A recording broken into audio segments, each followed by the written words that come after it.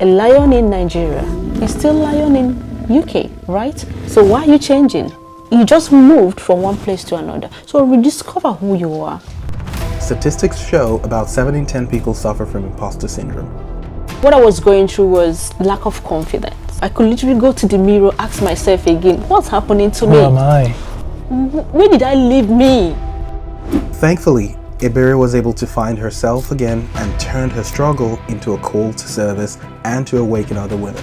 And when I got myself back, I was so happy. The joy came back, the fulfillment, I felt that something woke up in me. And I said, I'm not going to wake up alone.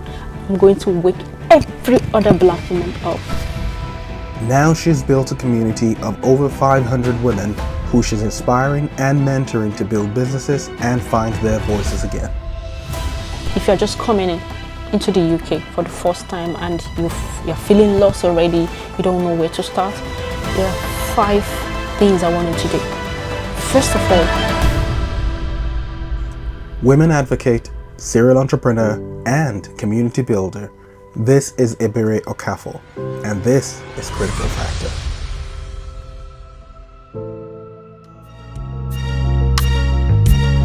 Hi Ebere, welcome to Critical Factor. It's good to have you here. Thanks for having me. And for that person who's watching now who doesn't know who you are, could you introduce yourself briefly, and then of course tell them why you think this interview will be important for them to listen to. My name is Ebere Okafor. All right, I'm a community leader here in the UK, and I'm an author, public speaker, and most especially, I'm a serial entrepreneur. So I wear lots of hats. That's good. And that's good. That's what I expect. And for someone who definitely is as impactful as you have been, because I was at a program just a few days ago and you were there, and I saw some of these amazing women that you are inspiring. So I can imagine you wear a lot of hats for you to be able to work with so many of them. But you speak a lot about the power of community, and women in particular. What inspired that journey for you? Wow, what a great question. I want to start from the beginning, from the genesis.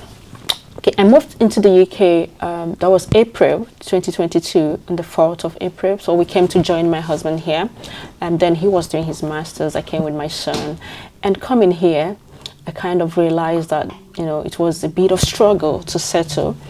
Yeah, and having my son, getting a job, it was even difficult to get a job. You have to apply several times, and unfortunately, it was very discouraging. But later, I got into doing something, like I got something doing that was just trying to, keep up with money coming in, paying bills and all of that. But I knew that was just the beginning of my life, that was a stage for me. And one thing that goes really well with me is the fact that I truly believe in myself. My self-belief is 110%, right? And that kept me going. Okay, then when I came here, like I said, it was a bit of struggle, but thank God that I believe in myself. With that belief, I kept on going and I kept on pushing. Yeah, and there was something that really happened. Over there in Nigeria, I normally inspire women who are in business. I could literally encourage them, consult for them, go to their offices, interview them, just basically helping them to be seen, be paid and be heard. It was going so well. Women were doing so well. So I came to believe so much in women and what they could do. I saw women grow something from nothing to something big. And then moving here, one of the women I supported in her business, who was doing so well, she had even supported a lot of women as well, trying to help women to learn skill works and all of that in terms of her own business. So she was raising a lot of women to learn what she was doing. So she moved in here and she was a bit of stranded and called me one day to say, Lucy, can I come over to your place to spend some time? I'm going through a lot. So why not come? We've known ourselves, we've worked together, I've worked for you in your business. So she came and spent 2 weeks in my house. But while she was with me, that moment was a defining moment for me, myself. So while she was with me, she was facing through a lot, depression. I saw her lose herself. Let me use that word. The woman I used to know was literally changing in my house. I could come in the morning to say, knock on her door, say, hey babes, come out, let's have a gist. But she wasn't really coping. She wasn't, the whole challenges of applying for work and not getting, and the new environment, it wasn't really easy for her to settle. She went on and went on. She couldn't cope, and she went back to Nigeria. And when that happened, I told myself, if I have experienced this, simply means there are other women, other black women out there who I don't even know that are actually going through the same thing that just happened before me. Myself, I was still trying to catch up with my own, life and everything. I couldn't offer her any solution, any tangible solution then. But as God may have it, when she left, I picked up and said, no, I'm going to put myself out there for these women who are black women, African women who have got something to offer here in the UK, but they are finding it difficult to settle. So I made some calls. I was able to be mentored, coached by some charities. I found my confidence back. And when I got myself back, I was so happy. The joy came back, the fulfillment, I felt that something woke up in me. And I said, I'm not going to wake up alone. I'm going to wake every other black woman up, businesswoman. Get up, you can do something. You were doing it before. What stops you here? So that is my story, from struggle to service. Not just my own struggle, like I shared. Another woman's struggle inspired me. And here, this is where I am. I was checking a research, and it was talking about how imposter syndrome affects a lot of people, especially migrants, because you're moving from a place of the known to the unknown. And the moment you get there, suddenly it feels like, maybe I'm not that good after all. And that's not based on actual fact, but just because you assume that this society seems better than the one I came from, therefore my value might not be as great as I thought it was.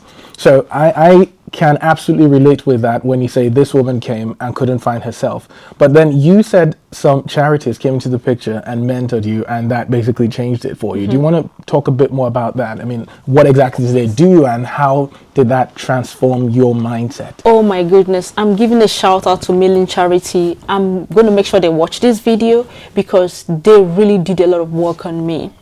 Then what I was going through was lack of confidence. I lost it. I'm like, is this Lucy? Is this the Lucy I know? I could literally go to the mirror, ask myself again, what's happening to me? Who am I? Where did I leave me? I need to go pick myself again. So that very moment, I researched on the Google to say, are there some organization? Where can I find organization? I'm trying to remember the question I asked. Where can I find organizations that can empower black women in business, helping them to build their confidence and helping them to set up business here? So many organizations popped up. The first that popped up was Milling Charity. And I gave them a ring. I called them immediately. They picked.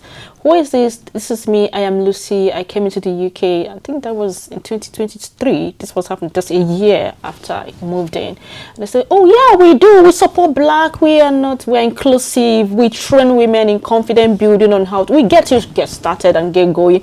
She was so friendly on the phone. I felt welcome, and coming from someone who is not from my community, a white, welcoming me, embracing me. So that first encounter, I loved that, and I gave it up to them.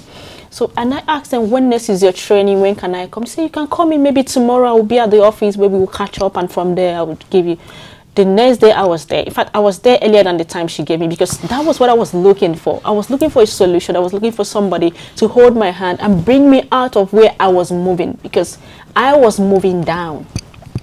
So when I got there, she said, oh, where are you from? I said, I have passion, not just for myself, to be better, but not just for me being better.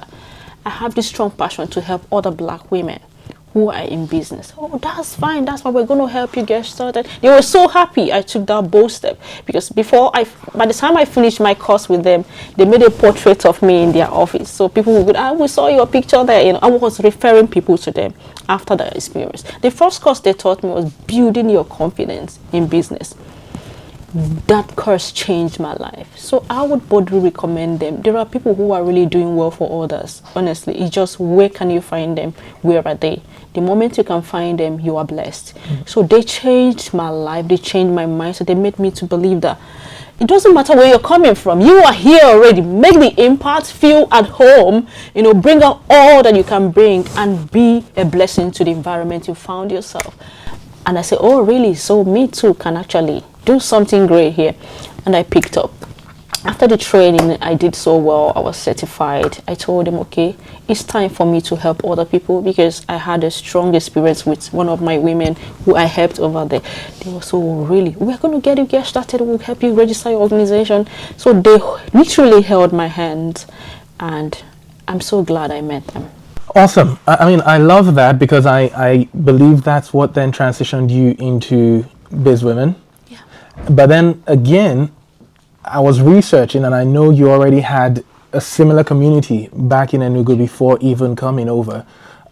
So maybe walk us through that. So I assume that the moment you found yourself again, you suddenly realized, okay, the old me doesn't have to die, and I can still do the same thing I was doing previously. Talk us through that transition. Oh yes, like I said, that the woman who came to my house was one of the women I mentored in Enugu State. I was living in Enugu, part of Nigeria. So yeah, and my brand name then was Enugu Biz Women. Enugu, because I was located in Enugu. That was my niche. I wanted to start from where I was, Enugu Biz Women. And what was I doing for them?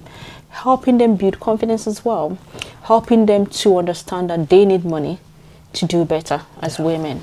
Okay, so, and I helped them in their marketing strategies. We could go some meetup outside, hangouts. We meet ourselves, visibility, basically online, helping them coaching them on how to actually write captions. It was just coming naturally for me, because I love to inspire and, impart women. I didn't mention that I was also running Lucy Inspires Network that empowers young girls. So I've been doing things for girls, then transition to women, then women in business. So it's been that for me. Yeah, my brand was Enugu Biz Women, and when I got that training here, I said it's still going to be the same thing. That is where my passion is. I'm still going to revive it. So the only thing I did is to remove Enugu from it, because now it's global. It's global now. It's no longer Enugu. So if you're a black woman anywhere, and you have passion for business, we are here for you. So we are now registered as Biz Women Hub. I had to remove the black, but the center is black, because we believe in inclusion. So we are inclusive. Right. Yeah. But my major focus is black women. Okay. Yeah. So obviously it's not like if a white person came over, you wouldn't turn them down. Oh yeah, we bring them and we say, come on. I've got women who the white people patronize them very well. They could literally call them, where are you? Lucy, where can I buy this? And they're buying our stuff. So we welcome them. Yeah. You talked about, just mentioned that in passing now, the fact that financial independence in women is an important thing, and I know you are quite an advocate of that. Women should be financially free. Very well. Why is that? And how do you see that actually when women finally achieve that level of financial independence? What kind of impact do you think it creates in them? A whole lot. I could go on and on to say, but let me start from somewhere. It brings peace to families, to your home. A lot of peace. Right. For instance, I could remember one time, I had my first son, Declan. My husband traveled, right? I'll call my husband. Then I haven't started my business. Oh, yeah, babe, nappies is finished. This husband said, I thought we just bought that last, He has the money, but if you go on and keep collecting something, one day that feeling will feel it, that something is leaving. What's happening? You get that? He wasn't angry, but that statement made me think, you can actually be the one doing this without having to bother him. He's on holiday. Why do you just nappies, right? And I've always been working hard even before I got married. But that transitioning into marriage and trying to balance again, set on my, as a single lady, I did well. I paid my bills, and all of that. But then that struck me. Money in my hands would give my husband peace, would give me peace, would bring peace to the home, would make me to be more creative. I want to buy something for him. I could literally just go buy something without asking him the money to use and buy something for him. Some people are doing it. Is your baby bring money and they will use it buy? No, you can actually use your money as a woman to do, and he would appreciate it better when you do that. And look around your home, whatever you want to transform, whatever you want to recreate, you can't recreate them with water. You recreate them with money. you will use money to buy them. So if women are empowered financially, it will really have a great positive impact on our homes. I'm experiencing that. And that's number one thing I'm saying. That's the number one point. Other ones could come after this. But you see, every married, single anyways, yeah, you still need money.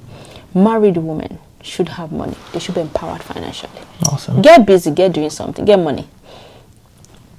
Get money first. Whatever you do, get money. Get money.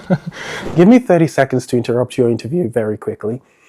The reason I make these videos is because for far too long, the African story has been told by other people but us. And so, at Critical Factor, the core goal is to spotlight African excellence wherever it is across the world. And if that is something that resonates with you, please support the channel by simply subscribing to the channel and, of course, sharing this so that other people can see it. And without saying too much, let's get back to the interview. Now, in terms of Biz Women, how many women have you been able to support so far, and what's the future looking like? Beautiful, beautiful. You know, this question reminds me of the very moment we had our first online meetup. You know, I have a WhatsApp community of over, we're about almost 600 of us, I think 595 of us, I checked this morning. You know, the very first time we had our online meetup, we usually have our online meetup every last Saturday of the month. Today is last Saturday, definitely by 8 p.m. We'll just make the call on the group and everybody comes. What do you do? What do you need? What, you know? So the very first meetup I had in that community, I think we were just about 55 of us. And I could see these women, their voice were not thick.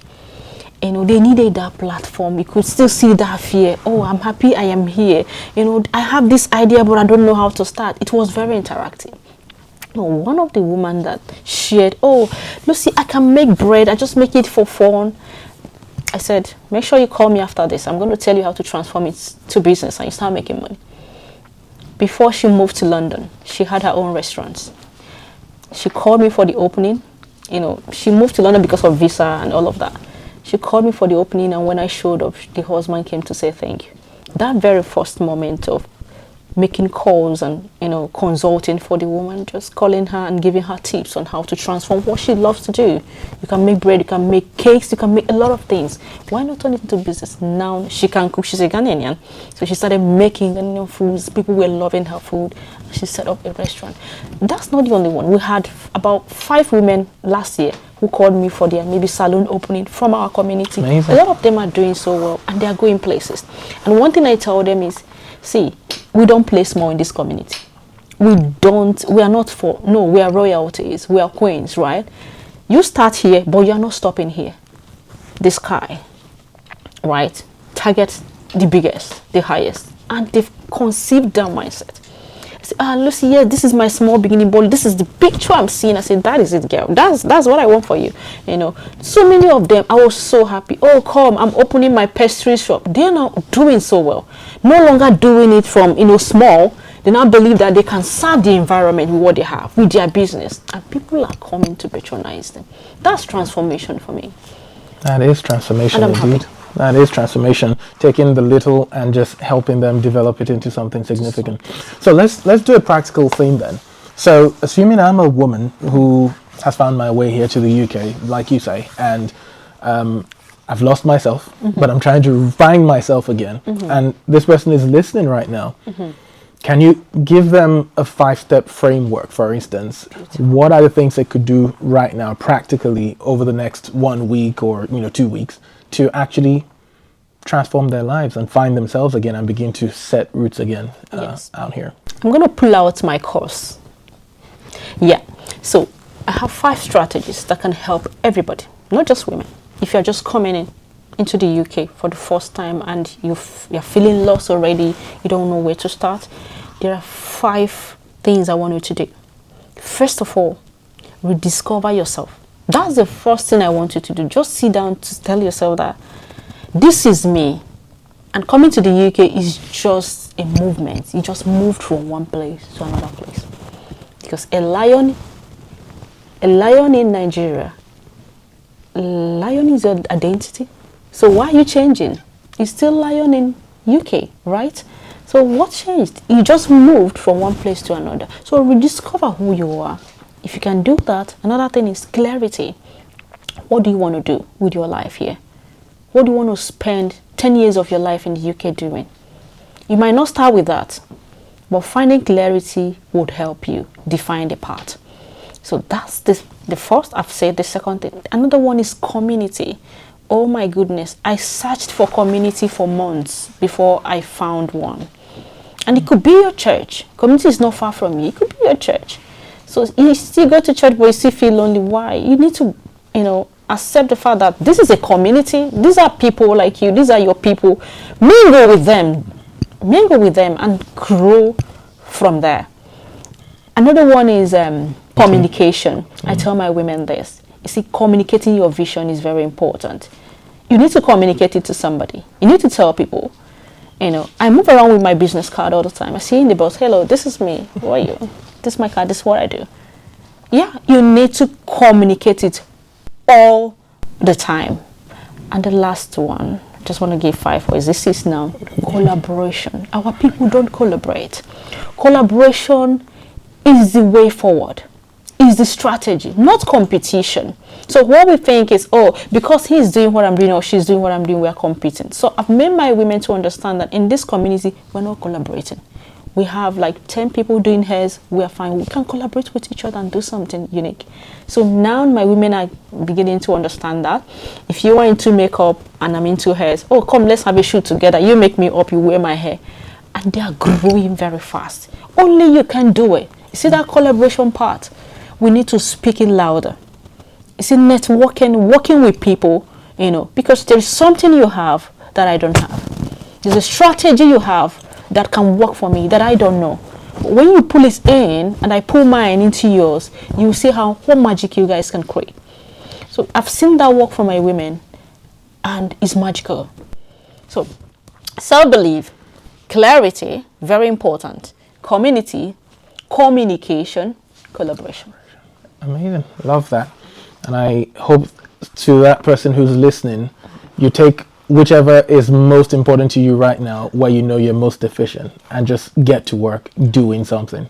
Because no matter how much you say, no matter how much you hear, if you don't do anything, nothing is going to change. Nothing is going to change. But I really love that line where you said a lion in Africa is still a lion anywhere else in the world. So don't forget who you are. Remember who you are. Yes. Amazing. There's this interest you once expressed. You expressed interest in politics. Oh, yes. And so I want to talk a bit about that. And what's the plan? Are you going to be running for an office soon? Okay, I just made a statement anyways. You pick that. But then I've believed in myself so well to know that I'm called into leadership. And it's not something today. It's been from childhood. I've been the head girl in my school. I've been the class prefect. I've been the course rep. Just goes and on and on. And everybody comes back to say, Lucy did it so well. And I'm not just going into that because of what people are saying, but what I know that I can do. And leadership for me is about making other lives better. I've lived all my life making lives better, and I feel that if I find myself in a better position, maybe a higher position, I can have access to more people and a better platform to make lives better. So for now, I'm still conceiving that, but I know it will happen one day. I don't know how soon. So let me leave it there. We'll take it. And obviously you work with a lot of women. Yeah. And sometimes you have this, like you said, the example you gave earlier, you need to buy this and the woman is working or the guy is away. How important is family in this whole context of settling in a new place, finding your identity? What is the role of family? How important is family to you? Wow. I don't know how you're pulling out these questions, but these are things that people need to hear. The questions are very strategic. Here in the UK, you can't do without your partner. You can do without family. Family is your number one support. My husband left work this morning and he knew I've got 5-year-old son, I've got 2-year-old daughter, I've got 4-month-old son. He said, if I'm going to work, how are you going to cope? I said, don't worry, God has been my strength. I'm going to figure it out. But before now, you've messaged me. I know about today. I've made calls to arrange my childcare. But he still remembered at work to send me a message to say, I hope you're not going through stress. God is your strength. Why am I saying that? When I saw that, I said, this is somebody who understands what I'm going. It's not going to be easy for me. It's not easy. But that message alone encouraged me. It wasn't. I woke up 6 a.m. today to prepare 3 children, to pack the bag. When you have a baby, you put all the. And I must say, family is your number one support. Get your family right. If your family is right, you will get every other thing right. Because you can't do it alone. Trust me. I was telling my mother-in-law the other time, I said, if I'm in Nigeria, I will have 3 helps. If 4 or 5, I have different departments. I wear so many caps. And she keeps asking, how am I doing? Because she knows I just don't like sitting at the place. I want to get going. I want to make life better. And I don't like excuses. I tell people, if you're looking for a solution to do something or a reason to do something, you might not even find. But if you're looking for excuse, you find 1,000 of them for not getting something done. But serious people still try to search for one reason to get something done. And I keep searching for one reason to keep moving. One reason. Just find one reason. Because excuses, I could line up 10 excuses for not being here today. A lot of them. In fact, they are popping out already in my head. Oh, my son is this. Oh, my baby is this. Oh, my dad is that. Oh, I've got that. I've got. Reasons are everywhere. Excuses, you find them. But looking for a reason to do something might be difficult, but find that reason. So I keep looking for one reason to keep going, and that is my strength. And again, like I said, family. Marrying the right person, ensuring that, there is understanding in your home. Because, man, you can do it. I can't even do it. I'm just imagining only me doing all of this. It's not going to be easy. And you know how the system here is. The childcare, the whole lot of things around it. And husband has to be at work and all of that. Sometimes you should be at work as well, of course, to keep things going. Like I said, you need your family. Family is the key. And God as well. That's amazing. I really appreciate that bit, and I'm sure someone listening would find that very helpful.